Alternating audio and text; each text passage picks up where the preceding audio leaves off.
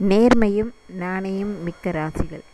எல்லாரும் பேச்சு வழக்கில் சொல்லுவாங்க, ஐயோ அவர்கிட்ட கொடுத்ததாம நாணயமாக இருப்பார், நேர்மையாகவும் இருப்பார், நம்ம கவலைப்பட வேண்டாம் அப்படின்னு நம்மளை அறியாமையே சொல்லுவோம்.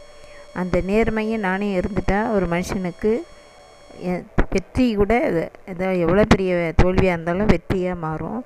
அவங்களுக்கு பிரபஞ்சமும் உறுதுணையாக இருக்கும். நேர்மையும் நாணயமும் ரெண்டும் சேர்ந்து இருக்கிறது ஒரு அதிசயம். அந்த அதிசயம் காலபுருஷ தத்துவப்படி சில ராசிகளுக்கு இயற்கையிலே இருக்கும்.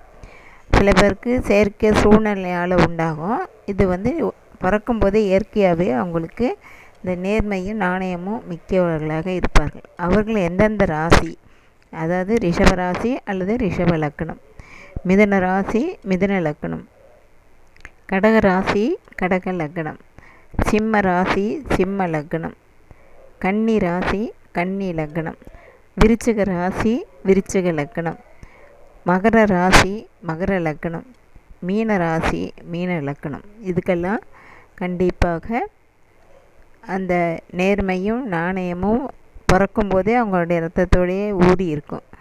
சில சூழ்நிலைகளால் சில பேர் மாற்றப்படுவார்கள். ஆனால் கண்டிப்பாக இவங்களுக்கு நேர்மையும் நாணயமும் அவங்கள நம்பி எதை வேணாலும் நம்ம செய்யலாம்.